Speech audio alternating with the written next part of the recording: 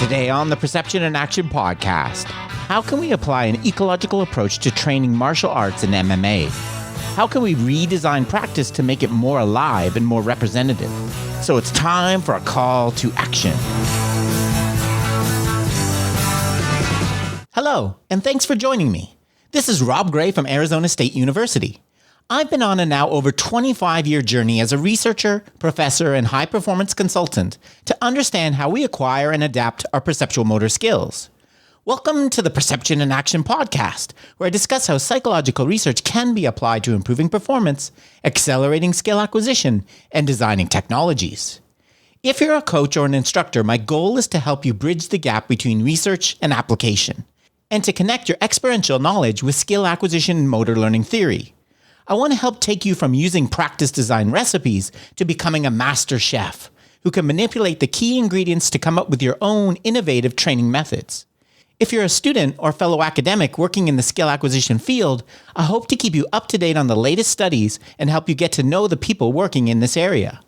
Finally, if you're developing training technologies, I hope to help you incorporate good motor learning principles in your design, pull out key performance metrics from the data, and design effective studies to evaluate your product. To learn more, help support the podcast, and or work directly with me, please check out perceptionaction.com. Now on to the show. In today's episode, I was joined by Rafe Kelley, Shawn Myszka, Josh Peacock, and Scott Sievewright for a really interesting discussion about martial arts and MMA training. Hope you enjoy. Okay, everyone. Hello, everyone. Welcome to another edition of the Perception Action Journal Club / Roundtable. I'm really excited for this one. What we're going to talk about today is looking at kind of applying an ecological approach to martial arts, broadly defined, and MMA. And talk a little bit, some ideas around that. And we don't really have a specific agenda. We're going to kind of have an open discussion about this. So to get started, what I wanted to do is just go around the room. And so we have a lot of new faces. So I thought I'd let everybody introduce themselves. And if you want to say a little bit about what you do, that would be great too. So right beside me is Josh. So I'll let you go first. Hey, hello, everyone. My name is Josh Peacock. I am a longtime martial artist. I've been training since I was 9, so about 20 years now. I have a background in Taekwondo and a little bit in karate, and I've been doing Brazilian Jiu-Jitsu a lot lately for the past few years. So that's my background. Cool. Okay. Shawn is next on my returning guest. the returning guest. Rob, I know I mentioned this a couple of weeks ago, but I'm still waiting for my member's jacket, or my frequent, guest jacket. It's in the mail. It's in the mail. I'll keep an eye out. Obviously, for the listeners out there, my name is Shawn Myszka. I'm going to be sort of the odd man out here in the fact that I work with National Football League players. However, I do adopt many of Bruce Lee's philosophies, specifically his concepts of Jeet Kune Do, and I've used it to shape the way that I set up movement environments, essentially learning environments and movement problems within those learning environments to channel the emergent movement behavior of NFL players. So I'll be kind of speaking from the adoption point of view and the things that I've been able to adopt from his ideas specifically. But obviously I'm somebody who attends martial arts and classes as well. You actually utilize some mixed martial arts for the players that I partner with, as well as then obviously practicing myself within that, and also as you'll probably hear me drop a few references, I do quite a bit of study and quite a bit of research when it comes to elite level UFC fighters and mixed martial artists as well. Cool. Next, I have Rafe in the bottom right. So my name is Rafe Kelley. I'm the founder of what we call Evolve, Move, Play. The idea is that human beings evolved to move, and they actually evolved to learn movement primarily through play. That's the origin of what I do. I started training martial arts when I was 6 years old. I have a background in Tang Soo Do, Aikido, Kung Fu. And then in my teens, I started Brazilian Jiu-Jitsu and Muay Thai, which are my primary martial arts. I've also dabbled in Russian martial arts and capoeira. But mostly I've trained Brazilian Jiu-Jitsu and Muay Thai. Over the last year, I've actually been working a little bit with local MMA fighters and I teach aspects of martial arts in my seminars, which are natural movement seminars. And then in addition, I was one of the first athletes in the United States to start doing parkour, and I've been doing parkour for the last 17 years. And that has a major influence on my work and is kind of what I'm most well known for.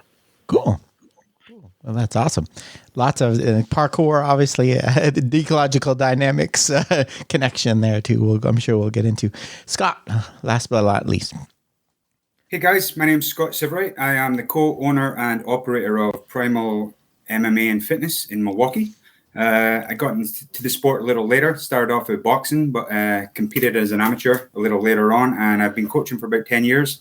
Fell down the so-called non-traditional rabbit hole several years back. Been thoroughly and obsessed with it. I won't add much to the science today, but I'm keen to maybe share how I'm trying to implement it in my school. I've given myself the almost impossible task of trying to make martial arts, especially mixed martial arts training, as authentic as possible without the damage to the noggin. So I'll be looking forward to hearing some insights into that. Okay, great. Thanks, guys. So, and for completeness, I have no experience in martial arts whatsoever taking it. So if I was in the room with these gentlemen, maybe being able to run faster would be my only survival skill. So I'm going to kind of lean on them for the subject matter expertise in this area. But to kind of set the stage, maybe I thought we'd start. So first of all, I'm going to acknowledge that sometimes we're going to paint martial arts as a over umbrella term when we know there's lots of differences between the disciplines and things. But on the surface, I think a lot of people would think, and I certainly mean that martial arts in a lot of ways, training and coaching is the antithesis of the ecological approach, right? It's very technique focused. You learn this way to punch. And then repetition focused, right? You have images of people training, hitting a wood or whatever multiple times over and over again. So, but my impression is that in some ways that's misleading impression, and also I think it's starting to move in a different direction, and it seems to be from the people I've interacted with. There's movement in that direction, and also there's lots of interest in moving in a different direction to a more ecological approach where you less repetition, less technique focus, more of a representative focus. So maybe I'll start with you, Shawn, since you and have talked a lot. Shawn, if for those who don't know, as you mentioned, written a lot of blog posts about Bruce Lee and influenced by Bruce Lee's approaches. And so maybe can you talk a little bit about that, where it is and where it's going in terms of the approach to training martial arts? Yeah, thanks, Rob. And this is a topic that I'm actually very intrigued by, especially when we look at the evolution of mixed martial arts as a combat sport, right? Not necessarily just the traditions within those respective disciplines, but actually the sport and evolution of MMA, because really when we think about the influence that Bruce Lee has had in what I do and how I do it specifically for American football players at the highest level, and the adoption of ideas, absorbing from others, absorbing from other ways, other styles, other techniques, other skill sets is something that I hold near and dear to my heart within my craft and within the craft of NFL players.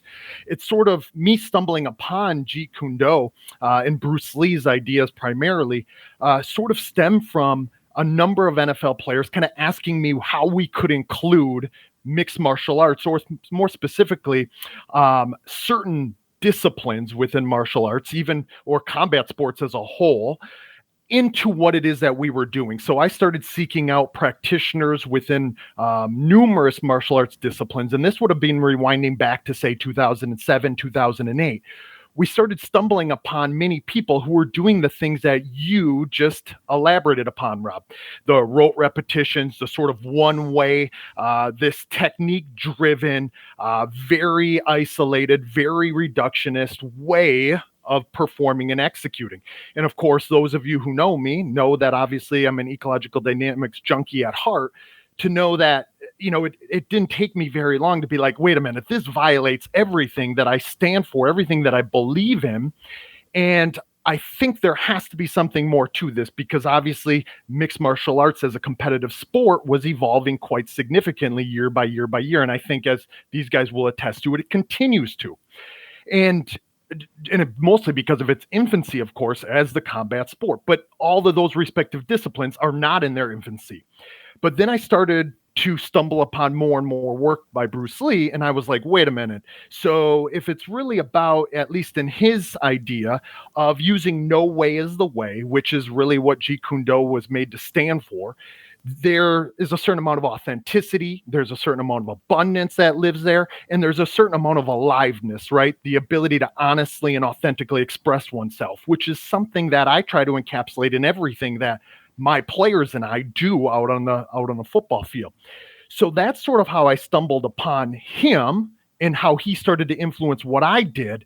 But the more I started to kind of take this deep dive into the mixed martial arts journey myself, the more I started to realize there are some people, as I think Rafe will probably be able to speak to a little bit more significantly, that are embracing this aliveness within their environments. And in that aliveness lies variability and abundance and creativity and repetition without repetition and information movement coupling and affordances and sensitivity and attunement to interpersonal distance or one's opponent's behaviors.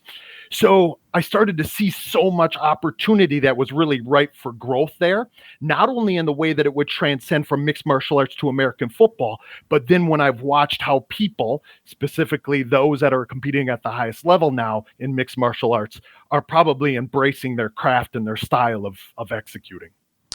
Yeah, no, I think that's really good. Rafe, can you talk a little bit about what you've seen as well and that kind of? Yeah. So I think, first of all, it's useful to kind of just refine what we're talking about. So there's MMA, right? And MMA, obviously, it descends from the meeting of different martial arts traditions. So we can talk about the Eastern martial arts tradition versus the Western martial arts tradition. And when people think of martial arts, the first thing they think of is that Eastern martial arts tradition. That's karate, that's kung fu, that's aikido, and that's where we see a lot of this rote repetition, especially the kata, the form-based martial arts. I actually think that's relatively recent. It's not as traditional as people think. A lot of that comes from the sort of rationalization of the Eastern tradition as it impacted with the Western tradition. But that everybody in line's doing kata thing, that's a very specific tradition. And it's notable that when mixed martial arts happened, it wasn't mostly those kata-based martial arts that were successful. If you look at who's been the champions in MMA, the number one martial art by far is American wrestling. That's the primary base of the largest amount of martial artists, which is interesting because in a lot of ways they have the fewest tools that donate to the sport, right? They don't hit, they don't use submissions, they don't kick. But I actually think that what makes American wrestling so successful, part of it is the power of being able to take somebody down and control them. But I also think it's because it's the most alive tradition. It's the tradition that has the most ability to break things down into representative practices that are situationally constrained so that you can create the adaptions that you're looking for. And I talked about this at the conference that Shawn recently put on, the Sport Movement Conference. In Brazilian Jiu-Jitsu, you can actually trace the influence of American wrestling and how it created a better aliveness, because most Brazilian Jiu-Jitsu is taught as basically drilling and then rolling. So you drill a movement, which is basically repeating a dead pattern, and then you roll, and there is minimal effort to constrain the way that you roll such that the technique that you're working on occurs within rolling, and there's very little scaling from the technical training to the rolling, which is the alive portion. Holz Gracie, who is one of the Gracies, he trained extensively with American wrestlers, and he taught Rickson, who was widely considered the greatest Brazilian Jiu-Jitsu practitioner of all time.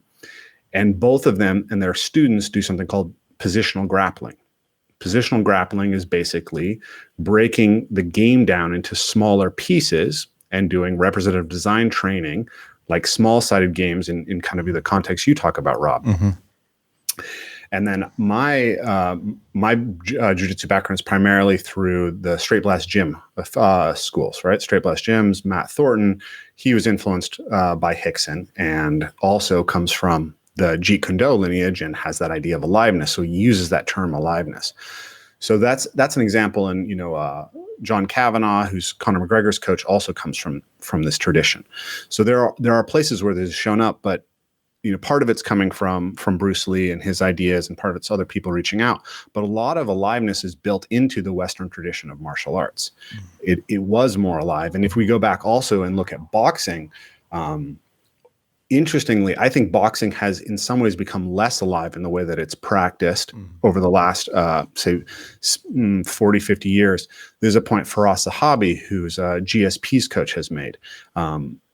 The fundamentals of boxing, in his opinion, are working on the heavy bag and sparring, right? You spar because it gives you the perceptual attunement to the game that you're playing, and you work on the heavy bag in order to produce the physical qualities that are specific to the game that you're playing that you can't express within your sparring regularly and stay safe, right? Mm-hmm. What's happened a lot is that there's been a lot of drilling that's picked up through the focus pad work. And it's not that this stuff is not at all useful, but it's tended to become very popular. And his argument is that it's probably not the most important aspect of training. But if we go back, and his point about why that is true is because if you go back and look at George Foreman and Muhammad Ali and Sugar Ray Robinson, all these guys, they didn't do any pad work. They only did sparring and heavy bag work. Mm-hmm. And of course they ran. But this is some of my ideas around it. So I think you can really separate the Eastern tradition from the Western tradition. You can see how the Western tradition has had more aliveness. And the other one that I'll mention is Capoeira Angola is actually really alive. It's not very specific to combat, but it's very, very interesting in that it has this extreme creativity and openness that's distinct from Haitianal, which adopted that more rote system from other traditional martial arts. And it's interesting to me because I know you're a big fan of that Pilata paper. I think it was Uhara et al. Mm-hmm. I'm a huge fan of that paper as well. And that system of play that they have, I think it's also very much reflected in Capoeira Angola. So I've said quite a lot, but yeah, it'll be interesting. I like that. And I just wanted, before I leave you, I love your use of the word alive there. What can you, what you mean by that, just to clarify? Yeah, absolutely. I think I know, but I thought it would, yeah. So aliveness is a term that Bruce Lee used to describe, the quality that made a martial art work. And then it was picked up by Matt Thornton, who's one of my main mentors. And he basically described it. He said, if you look at the martial arts that turned out to work in MMA, boxing, Muay Thai, Brazilian Jiu-Jitsu, American wrestling, judo, sambo, all of them had this quality that they spent at least a substantial portion of their training time in alive movement. And he described alive movement as movement that requires you to deal with an opponent's energy, timing, and rhythm. Authentically deal with their energy, timing, and rhythm. So if you're doing kata, you're not doing that. If you're punching at the air, you're not doing that. If you're even doing drills that are like sequences, some types of kata are partner katas, where you're going really fast, really hard at somebody, but everything is rote and pre-planned. You're not really dealing with somebody's timing or their ability to disrupt your timing in such a scenario. So they may be throwing full power at you, but as long as you have pre-planned when they're going to throw full power at you, it's not representative of fight in any way. Yeah, no, interesting. I love that term. Josh or Scott, do you guys want to talk a little bit about what you've seen or what Rafe or Shawn has said? Josh, I see you unmuting. Yeah, coming from a more traditional martial arts background, there's So martial arts is really, for me, encapsulates anything inside of the combat sports, as well as the things that are related to that in the more traditional aspect.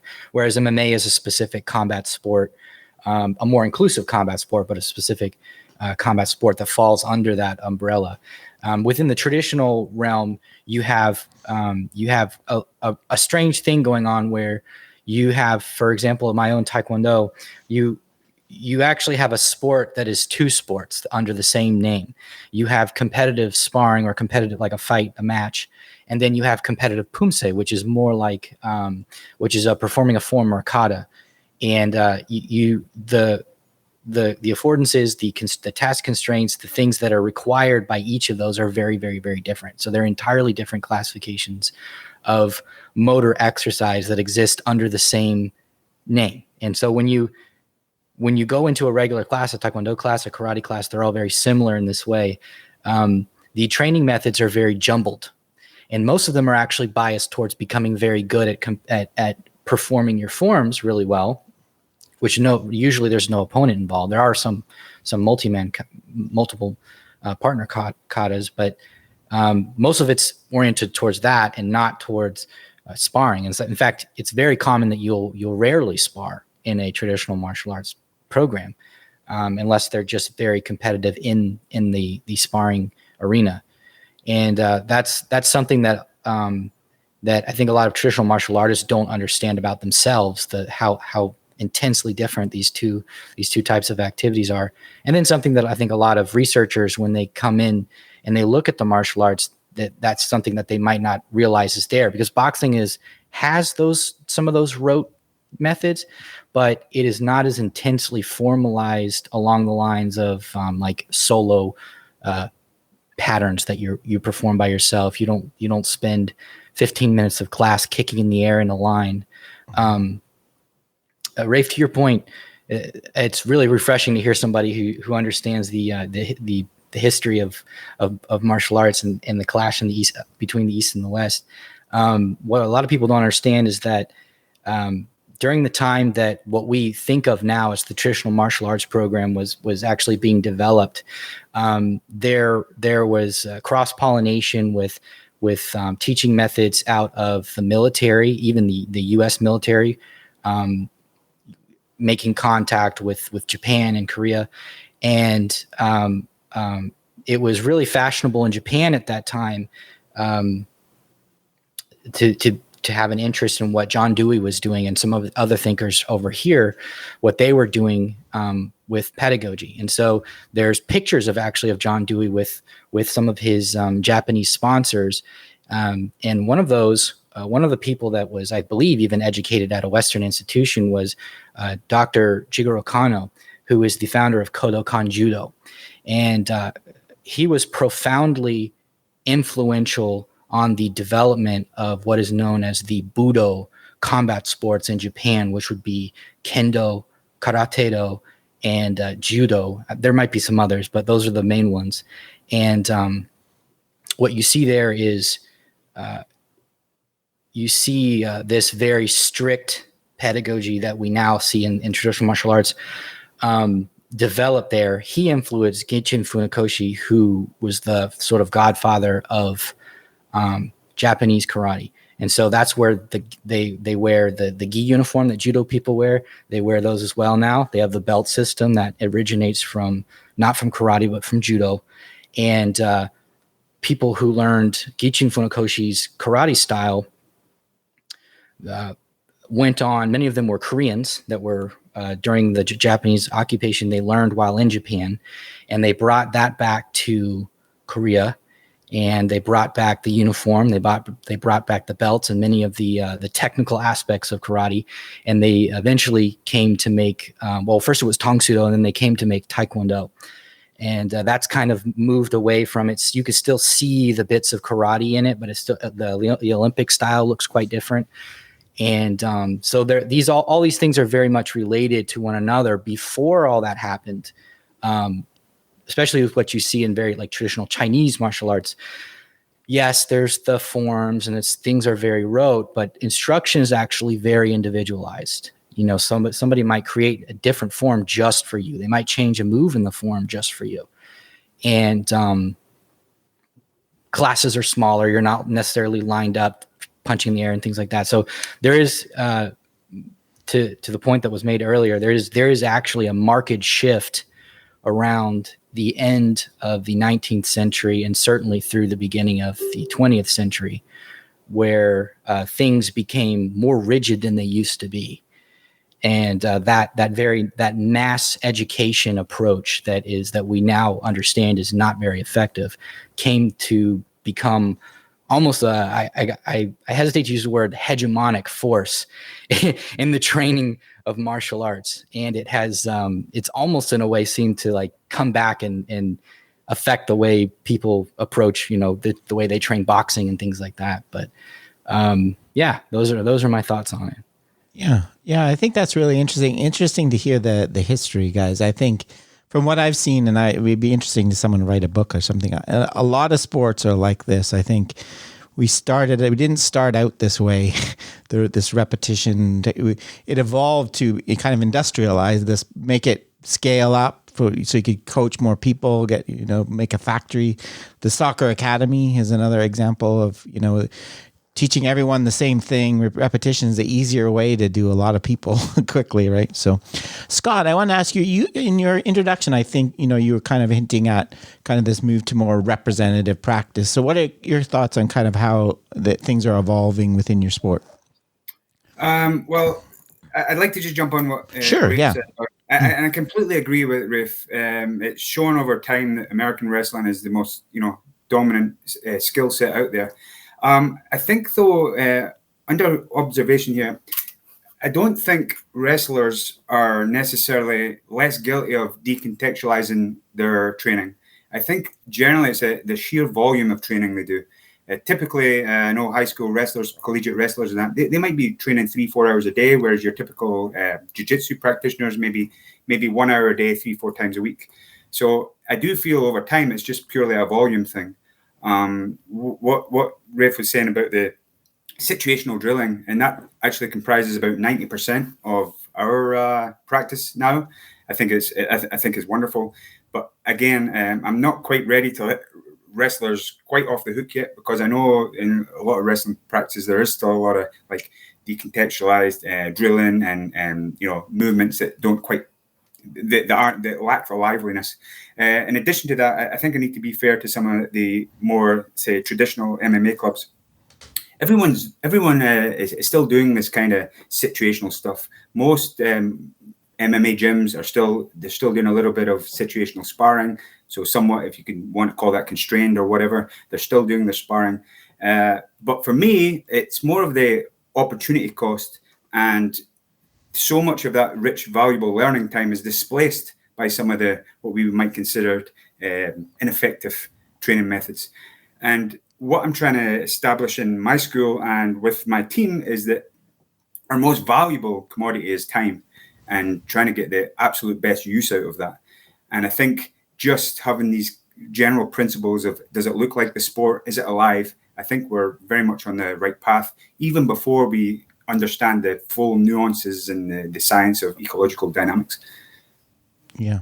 No, I agree, Scott. I think those are some good points that, I always say the best training technology ever made for training any sport is another person, right? You can't beat that.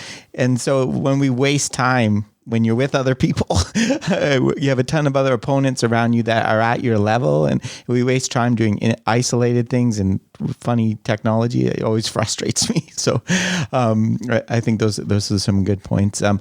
Just to mention, if anyone following along on YouTube or Facebook or anything wants to post a comment, we can bring it onto the group. But maybe we can go kind of a bit more into the specifics. Maybe I'll start with you, Rafe. How do we move? How has it moved from this, repetition? How can we train you the technique of these sports without isolating and decomposing? What's kind of some of the things? I think we've hinted at some of the things people are doing now, but how have we changed that? I know that's a big question. Yeah, it's an interesting question. I mean, so my background's a little bit weird because basically I'm I'm mostly teaching people who have no martial arts background to get some basic competency of martial arts. Right. So people come to me to work with me because mostly because of my background in parkour. So if you go to my Instagram, right, you'll see tons of me running and jumping through trees. But I have this long-term interest in martial arts, and I have this idea of this complete kind of physical approach. And so I'm introducing them to them. And well, maybe I'll tell you a quick story about this, because I think it helps understand how I got to ecological dynamics and how maybe we can do this. But I was teaching, I had a parkour gym. I co-founded the first parkour gym on the West Coast, and I wanted to bring martial arts into it. I was super deep in the self-defense aspect. And so I brought in this really linear, very kind of strict pedagogy. Like we were just drilling footwork at first, right? And we're talking about all these things. And the parkour crowd that I was working with was just so bored by this, because parkour inherently is so much more open and very ecological dynamics oriented. And so I had to go back to the drawing board, and I had kind of been raised really through rough and tumble play. I had lots of opportunity for that, and it was really important to me growing up. So I was like, well, part of what powers parkour is this inherent intrinsic play aspect of it, right? Intrinsically, it's motivational because it's a form of play. So it's like, how would I build a pedagogy to introduce people to martial arts that was play-based? So I started asking, well, how do we introduce a game that teaches a fundamental skill that I'm looking for? And I'd run into the work of Rory Miller, who I highly recommend speaking to about this stuff as well. And he talked about the fact that there's no way to train to deal with violence that can cover the entire spectrum of what might occur in a violent scenario, right? It's an infinite matrix of things. And everything that you can train has some kind of safety flaw.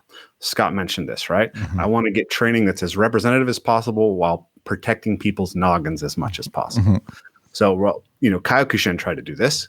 They took away punches to the head, right? Of course, they can still kick people in the head, which is a strange thing. But essentially, every combat sport is actually a game that has a set of constraints that make it minimally viable to do sustainably, right?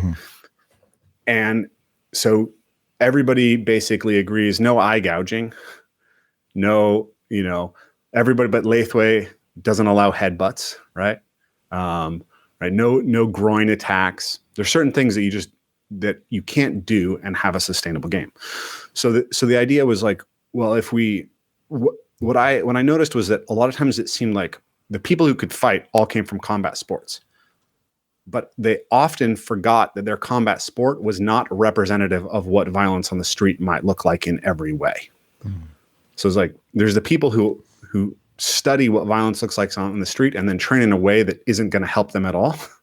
And the people who train in a way that can actually help them, but then they forget about violence on the street. That's what it looked like to me.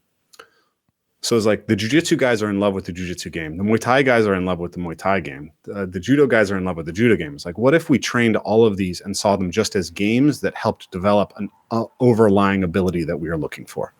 And then how would we use that perspective on a game to produce games that could output specific results that were attuned to the level of athletes that we're at, right? So instead of introducing a technical thing, how could I scale the playability of a game? So we started breaking it down into basically what are the tools that are available to me in a combative situation. So can I use strikes or only grappling? Do I have weapons? What can I strike with open hands only, or can I use my fists, right? These are all constraining the tools that are available to you to attack with. And then you can constrain the targets that are available. So taking out, not allowing you to attack the eyes, that's a target constraint. And then we can constrain the motion, like how can the athlete move? And this is a really important constraint. I think in a lot of ways, American football is more dangerous than MMA, or similarly dangerous to MMA, despite some of the other constraints that are involved there, because you can move so much faster. You can hit someone harder with your helmet running 20 miles an hour than you can hit them with your hand, right? So if we can limit the speed at which an athlete moves in various ways, then we can improve the safety of the game. So we took it down to the simplest combative game that you could play that was most constrained and safe is something like standing on a balance beam.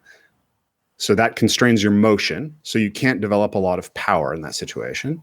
Grabbing each other's hands. So now your only tool and your target is the other person's hands and trying to off balance the other guy. So we can introduce this game and we can get athletes playing with 100% intensity immediately, no matter what level they are. Also, it's really cool because larger athletes have a higher moment of sway. And so you have you remove some of the advantage of being a larger, more powerful athlete. So you get more variability in how what the result of the game is. It's more fun for different sized peoples to play together. So that's an example of an extraordinarily constrained game. And now we're getting people to engage with aliveness, and then we can change the constraints. So now we're just going to allow them to manipulate with their open hands, avoiding the head, avoiding the groin in the same situation, right? So that's one version of it. Or we'll play a game where we're striking, but we're only striking at the torso and we're only tapping with the fingers. Mm-hmm. So I could set somebody up and say, okay, I need you to learn how to stand, with one leg forward and one leg back in stance, right? To have your hands in a defensive position. And then we're going to work on strikes, right? And we're going to work on straight strikes because straight strikes are less obvious. But if I just give them this game scenario, they'll almost automatically adopt a bladed stance with one foot back because they're going to find that's going to allow them to move in and out effectively and prevent somebody from targeting their torso, right? And they're gonna strike without putting the elbow out because it's gonna arrive at the target, right? They're gonna be able to get past the other person's perceptual system easier, right? And we can, if we see an athlete who's making a mistake there, we can play other games that specifically address that constraint of how are they telegraphing their movement. But the whole thing for me is just about building games that allow us to scale playability and allow us to address a specific attribute that we're looking for, right? In that first game, we're working on balance. We're looking on understanding push-pull dynamics, being able to feel how another person's body moves. In the second game, we're working on evading, striking, hand fighting, right? And now we scale it up until they're able to handle something like full range MMA sparring. And then we have to introduce the idea of how to scale your force, right? We can have games that are full intensity, but they have to be very constrained, or we have games that are relatively unconstrained in what's available to you. And then we have to attune the athletes to how to do it sustainably. So that's the ideas that I've played with. Yeah, I like that a lot, Rafe. I think there's a lot of good general points in there about representative design. Like representativeness is not exactly recreating the sport, right? It's sometimes going away from it, keeping the information, keeping it coupled. I also like the idea, the traditional view of we give you a solution and then you try to push it out versus what you're trying to do is people learning the boundaries. They're learning where the constraints are and going inwards almost. I really like that idea. Scott or Josh, do you want to, or Nima or Shawn as well, a little bit in how you're trying to make you practice more representatively or seeing? Scott, I see you. Yeah, sorry, jumping in here again. Oh, no, you're welcome. Yeah, go for it. Thank you, Rafe. You're just teeing them up and I can swing. I love it. We're very much on the same page here. And what I'm trying for myself and my team is rather than have a toolbox of techniques to show, we're developing a toolbox of games. If someone comes in, like I'll run a foundations striking program tonight, and from day one, we'll, much like Rafe might be saying, I'll say, okay, you have a little bell on each of your shoulders. It's your job to ring your partner's bell, and it's just amazing how the footwork emerges, and it's dynamic, and we keep it simple. You say if someone's trying to hit you in the shoulder, there's one of two things you can do. You can intercept or you can move. And it's just beautiful to watch this footwork emerge and this sense of range just emerge so quickly. Whereas in previous years, we would have walked up and down the mats in a very specific stance, plodding along. There's they're so mindful of what their feet are doing. They're not thinking about anything else. So I'm fully on board with that. And what Rafe said about scaling, that's where our whole goal and objective now is to build these toolbox of games and just let them learn the sport. Always dynamic. And it's really working out wonderfully. Yeah, both your points also reminded me something. We had the Complex System and Sport conference last week, and we were talking about, maybe Shawn, I can ask you this one. I think there's some misleading idea I think people have about ecological approaches. It's explicitly giving people a bag of solutions. Okay, so in Shawn's sport, here's a spin move, here's how you do this. I don't think that's what you're trying to do, right, Shawn? We're not trying to replace the one solution with, here's the 5 now. I want you to explicitly learn. It's different than that. I think Scott was a great example of that. Yeah.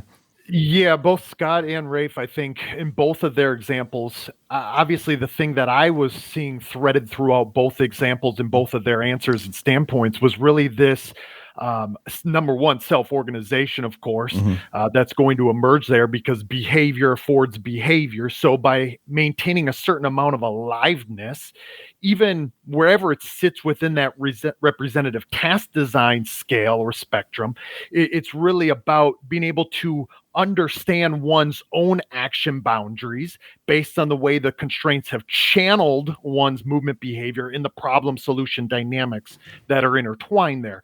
That problem solution dynamics being really highly dependent on one's opponent and what affordances they are offering us, what opportunities they're offering us, and what invitations they're giving for the ways that we have the ability to act. So now we have a direct ability and opportunity to perceive, to act, no matter how scaled that may be in Rafe's example or in Scott's example, to where if it's meeting a beginner where they are, it's sort of operating in this optimal challenge point because of the way the information is scaled and because the complex problem isn't really all that complex because it's matched to the level of the performer or to the artist.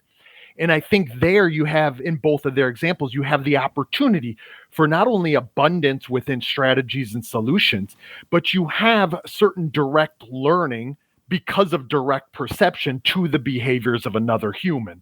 And I think that's really when it comes down to aliveness and the characteristics that Rafe talked about earlier. That's really what the aliveness comes down to for me. And then that's where it transcends martial arts and into other sports and representative task design. It isn't about giving the person the solutions. It's about allowing them to search their problem solution dynamics and really the perceptual motor workspace, how they can learn to adapt through the learning of attunement. Scott obviously made the mention of this interpersonal distance that they just start to really become highly perceptually sensitive to. Of course, that interpersonal distance sort of applies across levels of mastery or skill within many mixed martial arts, right? Or within the inclusion of martial arts within mixed martial arts. I mean, I think that's really what we're finding.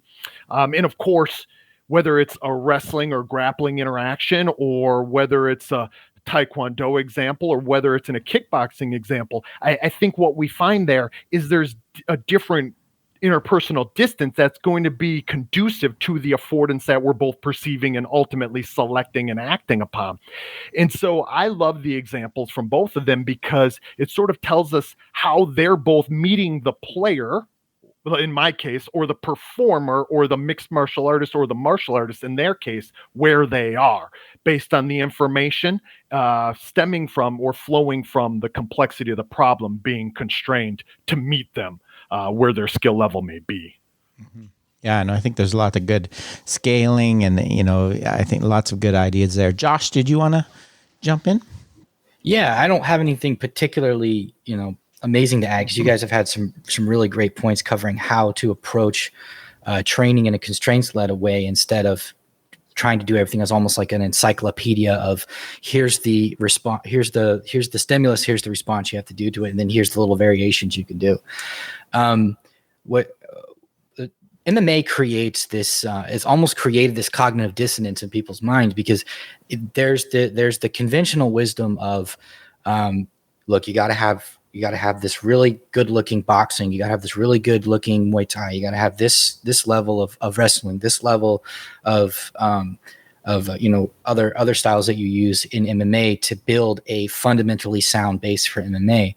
But the reality is, and a lot of people, most of them are wrestlers, but there are a lot of people that have those sound bases do well in MMA. I mean, if you wanted to use a predictor, being competent across these different styles is probably the best predictor. But constantly in MMA, you have people who fight in extremely unorthodox, but what many coaches would say are fundamentally unsound ways, but they're able to do it successfully at the very highest level. I believe Dominic Cruz, he had a very funky striking style.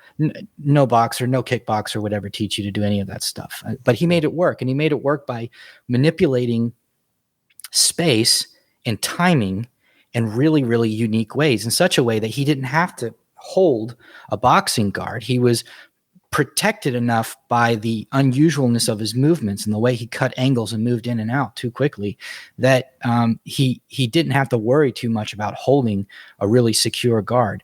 And if, I went through a phase many years ago when I was studying self-defense as well. I think everyone who does martial arts goes through a phase where they get really into self-defense. And I noticed something that was really concerning to me, because I was always taught, that untrained people don't do certain things. You have to have training to do that. And even though you can tell that a lot of people in street fight situations, like there's a lot of CCTV footage and things like that, cell phone footage now, what you notice is that people that have actually fought a few times, their footwork becomes remarkably similar to boxing. It's bladed. The coordination of the stance and the movement as they make lateral and front and back movement is tightly coordinated. And they weren't, for the most part, I don't think most of these people were taught that. You can tell there's problems with the way they throw their punches. A lot of them don't throw a lot of straights. You can tell they do lots of haymakers and stuff. But they have really sophisticated ways of moving their head and their trunk back and forth to ensure that they're not getting hit. And these are things that they've picked up without much formal education. And these things kind of exist in the world, almost like a glitch in the matrix. But we as martial arts kind of keep our heads buried in the sand, because we think that everyone has to be taught these things in some explicit or didactic manner before they can begin to practice it, instead of putting them in the environment itself, making it as safe as you can make it while it's still being at a sufficient level of representativeness, and then letting those behaviors kind of emerge on their own. And I know sometimes when you put people in those situations, some people, they start to develop habits that get them in trouble and could get them in a lot of trouble with somebody who's more advanced. But, learning comes in stages, and the same thing with like chess and ELO ratings. You have certain level of solutions you're going to need to find to deal with the problems that are in front of you for this range of ratings. And then when you break out of that range and get into it with higher level players, you've got a whole new set of solutions you're going to have to start searching for, because now you've got a greater level of sophistication. So that stuff comes naturally as you begin to progress in your martial arts game. And I know that I don't presently teach right now. I'd like to teach again, but when I was still teaching a few years ago, the very beginning of when I was beginning to tinker around with these concepts, normally, and this is going to sound ridiculous, but it's true. And normally in like a traditional martial arts program, it could be 6 months to a year before you've learned everything you need to release yourself from a wrist hold, because first we teach the same side with one hand, and then you teach two different ways to do that, and then you do cross side, and then you do both hands holding, and then you do two hands on one hand, and each one of those has 2 or 3 variations of ways to do it. And you could be a year and a half before you have all of them. You could be 3-4 belt colors down the range before you've even got to that point. And I did something that just blew my mind. I made a game out of getting out of the wrist locks. Now, for adults, this is not a great self-defense thing, but this does happen to children. They tend to try and control each other by their wrists. They try to yank each other around and things like that. So for anti-bullying, this is really important. And I just told them, look, Here's the rules of engagement. I want you to hold both hands. Don't let them go. If you lose one hand and the other hand still has a hold, then you can also do 2-on-1, or you can try to get the other one. You have to have both wrists released before you win the game. Okay. And so they got Indian burns. Wasn't too bad because they were having fun, but they got so good at that in maybe 2 sessions. All the different variations that a traditional program would have waited a year to get them through, they had some level of competence where they could outsmart each other, and they were getting really good at this game. They could outsmart each other, and they could hardly hold each other. That they were getting bored of it. The game was too constrained, and they had already got really good at pulling out, and I didn't have to give them. I used to give them just tons of instructions about how to angle the thumb and move it away, and where to move the elbow, and I just let them play, and they figured it out, and it cuts literally a year out of training across 2 sessions. 2 sessions. Yeah, that's amazing. Yeah, there's some really good points there, Josh. I think, although we're talking about individuality, variability, being unorthodox, that's not to, like I always say, it's not to deny there's invariant properties to effective movement. There's the attractors, in order to punch with maximal force, there's certain things that have to be there, right? You can vary around that to a lot, but there's certain. So I was wondering, guys, maybe Scott, if you're an instructor or coach, you want to move in this direction, right, away from more prescriptive coaching, technique focus, is part of that kind of identifying, okay, here's the feature, maybe it's stance, like you were talking about, right? Like that I want there, and I'm going to let everything else kind of vary around. I'm going to try to design my practice to get that, push them in that direction. Is that kind of the way you think, Scott? No, absolutely. And I do, I borrow words from your guys, and I will maybe let them know a couple of invariant features. Mm-hmm. Perhaps if it's on the ground, center of mass being low, base being wide is the invariant features that you're looking for to maintain top position. And we talk a lot about attack always teaches defense. So if you're on the bottom, you're doing the exact opposite. With kicks is generally a lift and a rotation, and I let them play around with it. I really don't advocate for any style within our school, and we change our partners up regularly. Every round, you got someone new in front of you, and it's my job to, with my vocabulary and how I speak to the students, is to make it just quick quips that they understand. So I'll tell them, you now have a new person in front of you. That's a new problem. You go and find a new solution. Towards the end of my practices, more recently, or perhaps 6 months to a year ago, we finished off a little sandbox. I call it sandbox mode. You grab a partner, you'd constrain themselves. They'd constrain themselves, give each other little rules of engagement, and then they'll go. And that's gradually stretched from 5 minutes to almost half the class now. And it's given them a sense of autonomy. I can see them chatting away and the crackle in the room between rounds, and it's just wonderful. So I'm having less and less to say each practice we do, and my job now is, particularly with the striking, is just to remind them not to hit each other too hard. And I want to just jump onto that, because if I wanted to take anything away, and I was interested in Shawn's perspective on this, and yours too, Rob, from more of a science thing. We have this mantra that speed up, power down, and I do make some trade-offs with our sparring for striking. I know that the power isn't authentic. I know the level of anxiety is not authentic because my students are not worried about getting hurt. And I know let's call it the authentic perturbations aren't there because you're not getting hit with the same force. But to be honest, it's a trade-off that I'm willing to accept. And there's reasonable pushback on that. Are we sparring hard enough? But again, I've drawn the line where I want to draw it. I want to do more volume, lower intensity. And I wondered what your thoughts on that might be, given that we train so much now to punch as quickly as possible a kick and just pull it right at the end. So there's that deacceleration we're working on right at the time of contact. And I wondered if you could maybe give me your perspective on that, how it might tie into the long-term development. Did that make sense, Rob? Mm-hmm, for sure. Rafe or Shawn, do you want to have any thoughts on that? Yeah, I'd love to speak to that. Yeah. So yeah, that's a concern I also have, right? Is we're conditioning in a behavior that's contrary to what we want to express in the sport. So I think that's why traditionally you saw that, boxers have to do heavy bag work because they have to have a place to express and develop the power that they can't express and develop in sparring. And I think that we should think very intentionally about how we're decoupling sparring practices that don't apply to the sport. Steve Morris advocates something interesting, which he advocates this idea of mini fights, right? Where you go 100%, but you go for 10 seconds or 20 seconds. I've experimented with this a little bit, and it seems useful to me. But I don't have like a chain of fighters who I can say that this has worked for, right? This is just speculative. But I do think,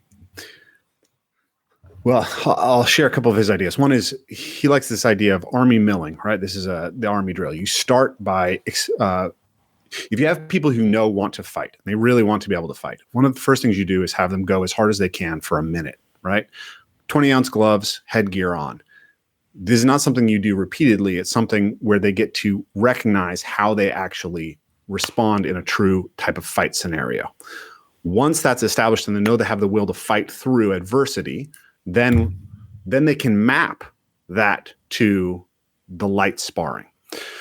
Like I mentioned this with Shawn Myszka when we were at the Sport Movement Conference. I think shadow boxing works for high-level martial artists because they can map what they're doing, right? They can imagine the scenarios that they're working with well enough, but it's completely useless for a novice because there's no coupling, there's no information, there's nothing that's attuning them, right? And I think it's the same thing. Light sparring becomes more and more effective the more and more advanced you are.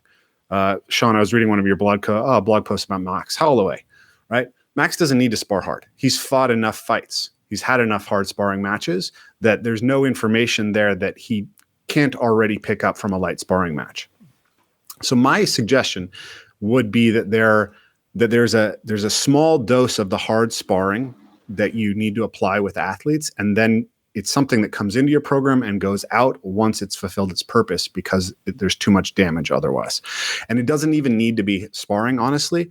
It can be fighting, right? You can have that athlete go and compete and they're going to get the same impact. And then they get all the other relevant experience that comes with a fight. You can get enough perceptual attunement with your light sparring if the athlete's going to go and compete regularly. This is what we see with a lot of the Thai fighters. It's kind of a myth that the Thai never spar hard, but there is a lot of schools there where they don't spar hard very much. And the reason they're able to achieve such a level of skill with just light sparring and drilling is because they fight all the time, right? So that's some of my ideas around how you might play with those variables. Yeah, Scott, I was really intrigued by your question there because obviously what we are after is maintaining a certain level of representativeness. And really what you're asking is how representative is representative enough, right? And I find the same thing now in the National Football League with players, of course, where in their sport practices, within their team practices, everything has been ramped down significantly. So there is very little contact within practices. And then they get to the game and they're really not even accustomed to it. So much to your point, Rafe, I have found in NFL players that if they're not getting hit routinely or repeatedly enough, that they lack attunement to that which way, even an effectiveness. And when I say effectiveness there, I'm talking effectiveness with an A. What does it feel like? What am I going to have to do in response to it? And even in high-level NFL players, if they haven't experienced it enough, that's why you see the early games in the season, specifically with veterans, where maybe they didn't play a lot in the preseason. Now, all of a sudden, they have to get attuned again. They have to find themselves in an education of not only attunement, but intentions. Like, oh shit, that hurts. Like I forgot what that felt like, even though I have 10, 12, 15 years of playing in the league. And so what I've done in the last few years is actually introduced more and more contact in a more scaled way. Now, granted, they're not taking shots to the head, but they do either have pads on.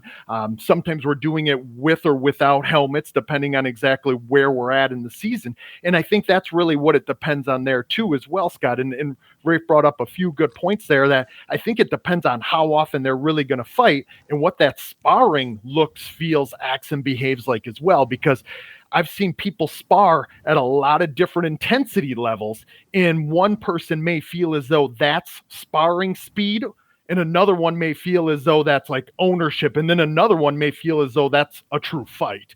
And I think it really depends on sort of what your form of life is within your gym, within your facility, and the athletes that you work with and partner with, because obviously you're going to have a certain buy-in so that they learn and trust that they're going to be able to get the best learning environment there.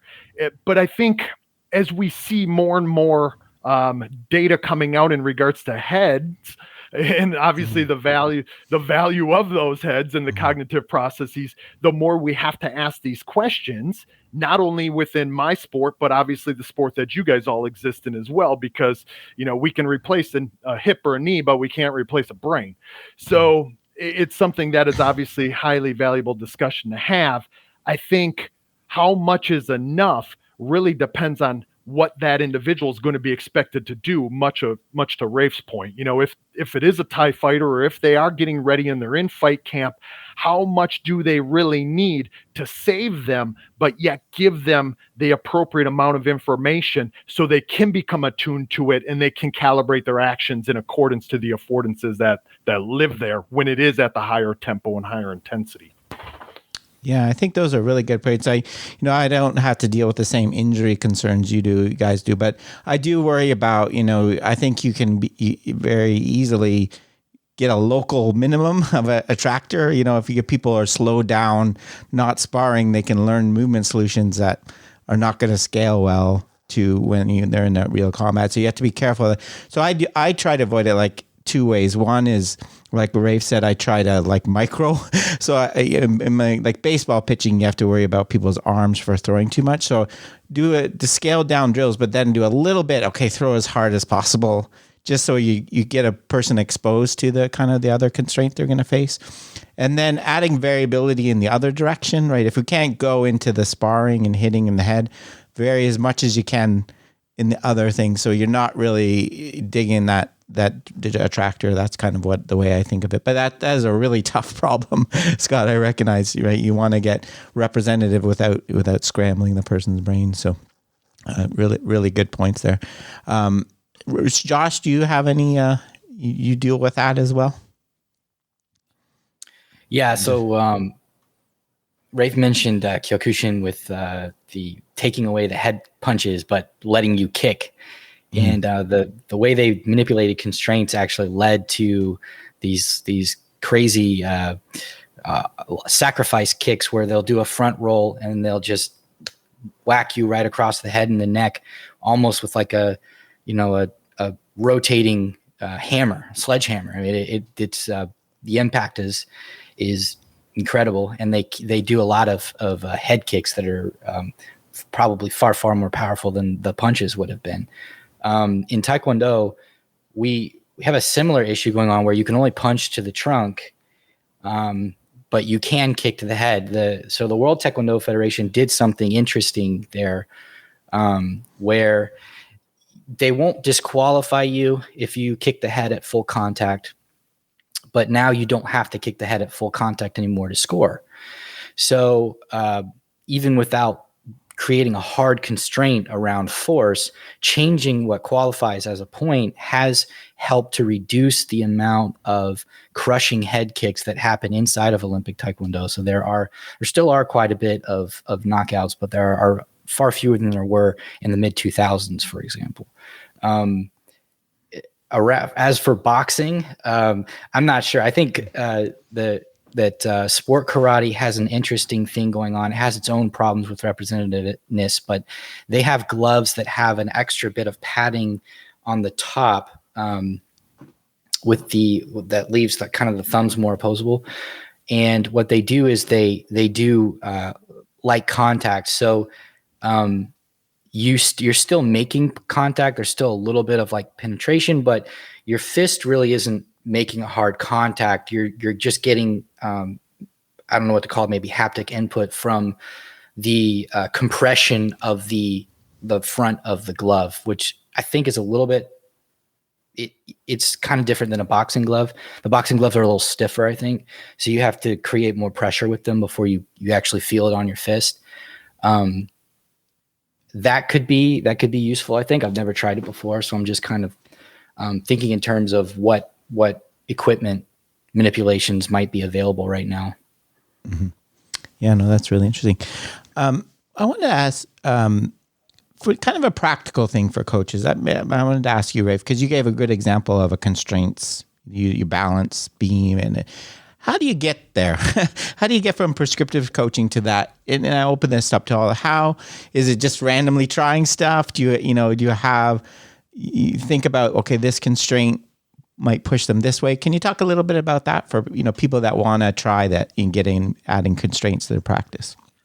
Yeah. Again, I think it's kind of fun to just tell the story a little bit. Yeah. I started as a gymnastics coach. That was my first coaching gig, right? Gymnastics is super rote, super traditional, right? Schema-based learning. And when I came into parkour, like nobody had any coaching experience in parkour. So I had a lot of success early on, essentially applying gymnastics pedagogy to parkour, and building up the skills and drills and cues, kind of using the same methodology. When I took my parkour teaching into nature, there was this really weird thing happen, which was that a lot of the drills that I expected to have to use, or the cues that I expected to have to use to help the athletes as they progress through a skill, ended up no longer being relevant. The athletes just started self-organizing movements that I had expected to teach them, right? We'd be walking through the woods to an area where I was going to teach a skill, and they would do one of the skills to get over an obstacle on the way, right? And so I initially was really upset about that, because it was like, well, what the hell is the point of me as a coach, right? But then I just sort of leaned into it, and I started thinking of it as like, how do I trick the athlete into learning the skill? And we've kind of all been circling around this, but I haven't heard someone state it exactly. But rather than say that the role of the coach isn't so much to collect a bunch of answers, right, that they then teach to the student, the role of the coach is really to figure out how do they formulate questions that get the athlete to recognize an answer that allows them to solve that problem. And what's so amazing about that is, so you can say, well, here's the solution to the problem that I'm looking for. But the athlete then also has the potential to come up with a solution that you weren't looking for, but that also effectively solves it. So, right, you get smarter every time that you're coaching. So I think that if you can conceptualize, you can set up your schema for what you think the fundamentals of skill are, right? So I want everyone to adopt this bladed stance, right? Right. That's going to be important. There's my tactical and strategic reasons why that's important. Or I want people to be able to throw straight strikes and not round strikes, right? I want to do this. So then you just ask yourself, what are the constraints that are going to inform that student to act in that way? And then there's some amount of conceptualization that goes into that. But then every time that you introduce a problem to the students, then you're getting information back on how well that moves a thing and towards the behavior that you're wanting. And I also think it's really important as a coach to have really good communication with your athletes and ask them, okay, this cue that I'm using, this constraint that I'm using, do you get the sense that it's helping you in the direction that we're trying to help you? So, I gave you guys the main things that I think about. What is the tool? What is the target? What is the way that the athlete's allowed to move? Those are the main constraints that I'm looking at within martial arts.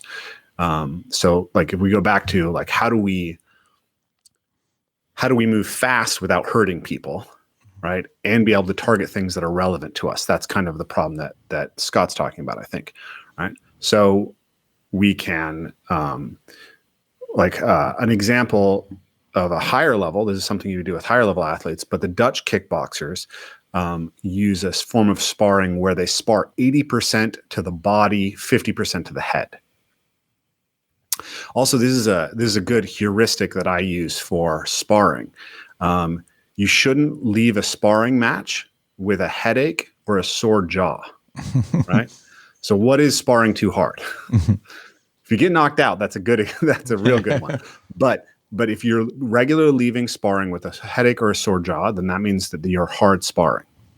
And that's okay in very small doses, right? And this is a point that Steve makes. If you're sparring that hard, you should be sparring as hard as you can, because then it's going to be fully representative and you're going to be defending yourself. A lot of times when people get hurt in sparring, it's when they're sparring on the edge of hard sparring. So you're not being fully defensive of yourself and you're sort of playing a tag game, but you're moving at a speed where if something goes wrong, you get hurt hard. If you look at those Army milling, it's very hard to land a really hard strike because everything's moving too fast. So we can do that. I also think, like you could use something like a stick, like not a heavy stick, but a light stick, right? That you can accelerate and move as fast as possible. Now you're playing with constraint of something that's actually moving as fast as that hand can possibly move, faster than that hand can possibly move. You put a helmet on, you use a light stick. Now you're getting the type of speed information that you'd be expecting at a higher intensity. You can obviously, put armor on and stuff like that when you're attacking the torso. So there's lots of ways that we can play with these constraints to allow us to explore higher speeds, higher intensities, that we can kind of find that optimal ratio, I think. So I hope that sort of answers you. Okay, no, exactly. No, that's exactly. I think there are a lot of good points there. It's not, you're not replacing with a new set of drills in the co-adaptation, but iteration. I think as a coach, a lot you're learning as much as the athlete. Yeah. So here's an example. So if you're trying to teach ashigarami, leg entanglements in jiu-jitsu, right? So like people always talk about, we don't want to do heel hooks early on with beginners because you can tear that knee apart, right? So should you just do no leg lock? Well, now you're not preparing that athlete for what's going to come later. So can we teach the athlete to get control of a leg entanglement and be aware of it? Without the output being this potentially injurious movement. So a game that I've talked about is this game of like you get down in position with your feet in front of each other and you try to take the other guy's socks off. All right. Now, in order to get his socks off, you have to control his legs. Right. So here we can introduce a different type of goal that allows us to explore that space. So I'm gonna stop. Yeah, no, that's really good. Anyone else who, if you're a coach, how do you get to constraints? Shawn, Yeah, I mean, I think some of the points that Rafe is making are good ones. I'll kind of give you or the listeners the answer that I would give when people are talking from any respective sport. And that's that you don't have to replace necessarily the drills that you're currently doing. Just ask yourself the question, how can you add a little bit more aliveness? How can you add a little bit more repetition without repetition? How can you allow for a little bit more authenticity and therefore a little bit more creativity in the movement responses and behaviors? And I think once people start looking at those respective factors, how can they include just a little bit more of that which what we hold near and dear to our heart within ecological dynamics? You'll start to kind of gravitate and shift your own practice towards more behavior affording behavior, more variety or variability within performer behaviors as well as problem behaviors. And you add abundance, you add adaptability, you add attunement. You just keep adding those layers because you realize what the aliveness brings to your actual practices and the problems that you set within your learning environments. So if I were to just give as short an answer as I possibly can, it involves looking for ways to make what you do right now just a little bit more alive and allow the information that we know is going to specify the movement behaviors within the competitive task or within the task that we're really trying to acquire the skill for. We can make it more adaptive than in that way. Good points. Yeah, definitely, Shawn. Scott, Josh, any thoughts on it? Scott, you kind of mentioned, I think, how you've changed like the proportion of your practice times for different things. How have you kind of moved in this direction? Well, perhaps I'm overzealous, but and I have my partner and co-coach. He's a little further behind where I was. I brought him on board. He wasn't buying too much of this to begin with, but the more he sees, so he's still a little prescriptive. I rarely demonstrate or show anything now. Rather, I try and find, to maybe Shawn's example, I try and find something that we typically do and find a way to either gamify that or make it rather more of a principle and an objective rather than say, give the solutions. One thing we're playing with this week, because we do a lot of wrestling and fighting up against the cage wall, that instead of looking for a double leg, again, sorry, Rob, if you're not quite sure what that is, just be a simple takedown. I would say, imagine a straight line down the torso and the hip. You want to turn it 90 degrees. And from there, lo and behold, the takedown's there. And it's just really fascinating to watch how everyone finds their own way to do this. So this is what I'm trying to do now.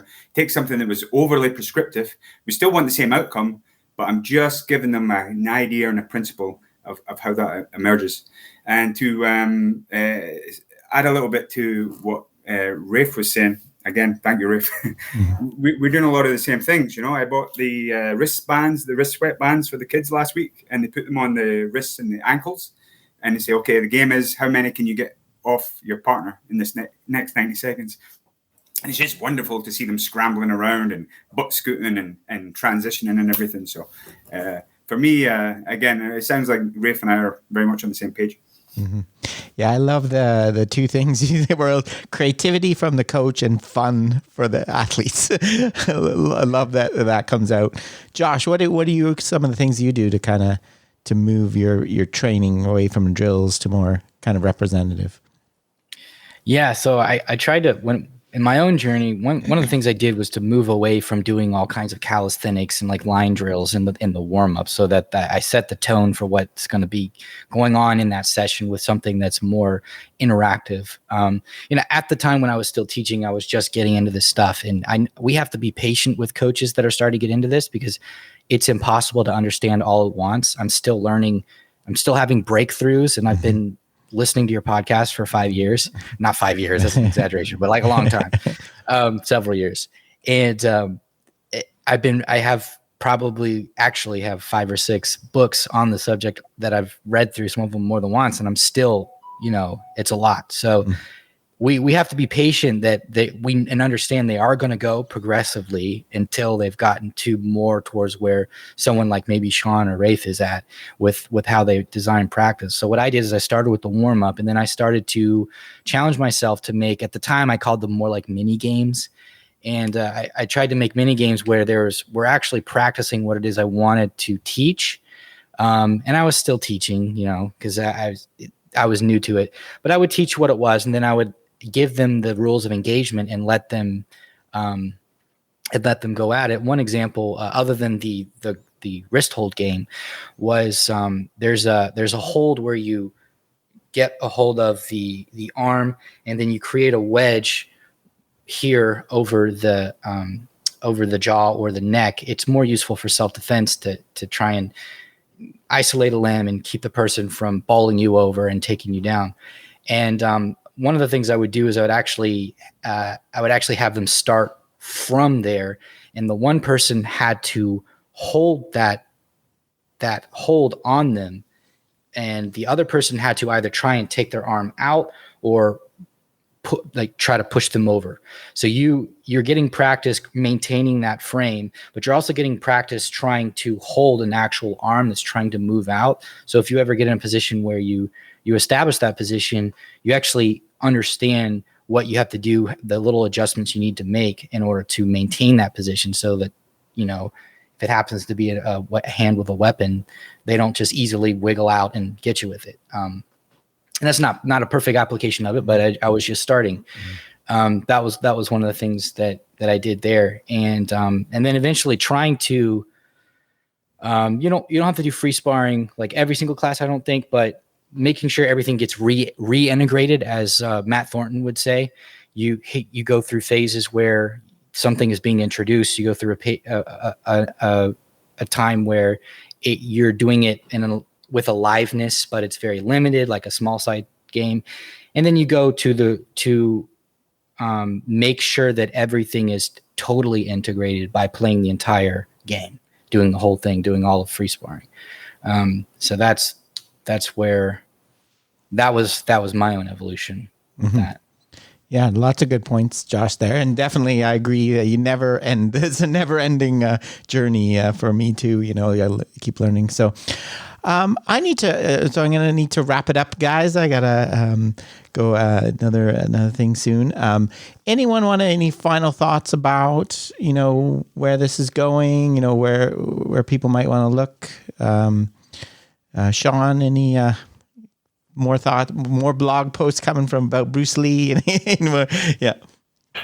Well, obviously, everybody knows that Bruce Lee will be mentioned in just about every single one of my blog posts in that which what I say. But I would say that the more that we can continue to have open discussion and dialogue in this way, the more people, the more practitioners, the more coaches, whether they're in martial arts or whether they're obviously outside of martial arts and in traditional sports, the more the lens will start to shift on viewing movement behavior towards this aliveness, like why we must start to respect that which what happens at this scalar scope of analysis between the performer and the environment, or between the organism and the environment. And I think that was reflected in each one of your answers today, all three of you, because so it's that much more encouraging to jump online and be able to lock arms with the three of you to hear you speaking about some of these things, because then we start to look and shape the analysis a whole heck of a lot differently than maybe it's traditionally thought of. So kudos to each one of you guys for viewing in this way and looking to see how it is that we can continue to shape things that maybe are done traditionally and start to question those just a little bit more. So my parting thoughts are more so just a kudos and an applaud towards each one of you. Yeah, and I would agree. I think to me this is a really fascinating application of this. As I said at the start, it seems like one that on the surface doesn't seem like the best fit, but I thought we raised some really good examples of how a more ecological approach can be used in this area. So thanks all of you guys, and thanks for the people that joined us. And we'll cheers for now. We'll see you later. Okay, that's it for today's episode. Remember, you can contact me at robgray@asu.edu or follow me on Twitter at ShakyWeights. To find out more about the podcast, please check out perceptionaction.com. Finally, to support the podcast and receive bonus materials, including written transcript and a monthly meeting, please head over to patreon.com/perceptionaction. This is Rob Gray from ASU. Cheers for now, and keep them coupled.